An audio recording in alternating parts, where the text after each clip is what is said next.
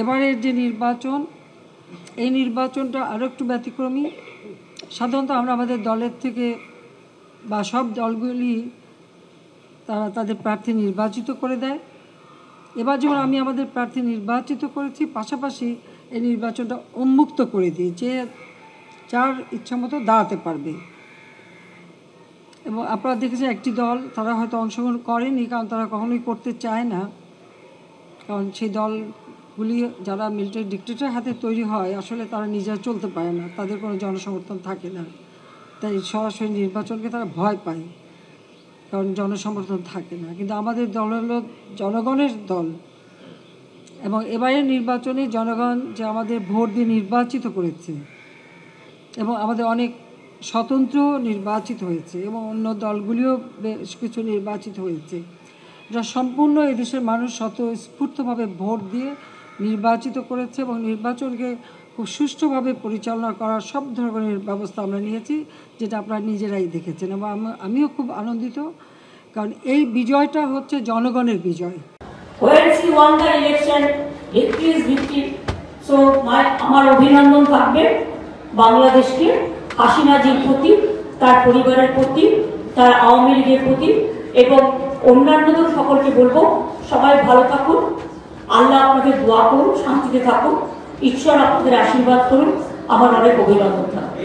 Diamond হারবারে প্রবীণদের বার্ধক্য ভাতা দেওয়ার ঘোষণা অভিষেক বন্দ্যোপাধ্যায়ের, এই নিয়ে এবার তদন্ত চেয়ে আয়কর দফতরে চিঠি দিলেন শুভেন্দু অধিকারী। দুর্নীতির টাকায় বার্ধক্য ভাতা দেওয়ার অভিযোগ তুলে তদন্তের দাবি করলেন শুভেন্দু অধিকারী। ৭৬,১২০ জনকে ১,০০০ টাকা করে বার্ধক্য ভাতা ঘোষণা ডায়মন্ড হারবারের সাংসদের। প্রতি মাসে প্রয়োজন ৭,৬১,২০,০০০ টাকার। তিনি দাবি করেছেন ১৬,৩৮০ জন স্বেচ্ছাসেবক মাসে ৪ থেকে ৫,০০০ টাকা করে অনুদান দেবেন। সাংসদের বিরুদ্ধে কয়লা ও শিক্ষা দুর্নীতি মামলায় তদন্ত করছে সিবিআই, ইডি। রাজ্যে ১০,০০০ কোটি টাকার রেশন দুর্নীতি হয়েছে, দুবাইয়ে পাচার হয়েছে ২,৭০০ কোটি। দুর্নীতির টাকাতেই ভাতা দেওয়ার সম্ভাবনা প্রবল, হয়তো ভুয়ো স্বেচ্ছাসেবকদের দিয়ে তহবিল জোগাড় করা হয়েছে, দাবি শুভেন্দু অধিকারীর। কি বলেছেন তিনি শোনাবো।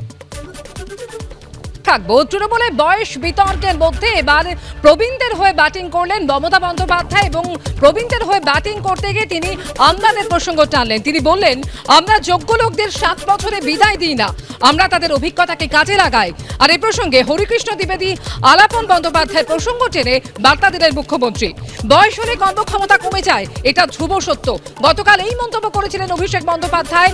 আর এরপর অভিষেকের বক্তব্যের পরদিনই গঙ্গাসাগরে অনুষ্ঠানে তাৎপর্যপূর্ণ বক্তব্য মমতা বন্দ্যোপাধ্যায়ের। ঠিক কি বলেছেন মমতা বন্দ্যোপাধ্যায়ের প্রসঙ্গে প্রথমেই শোনাবো।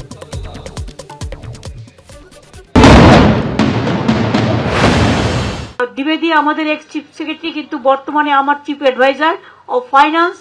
আলাপনও চিফ সেক্রেটারি এক্স আমার অ্যাডভাইজার অফ মাই সিএমও।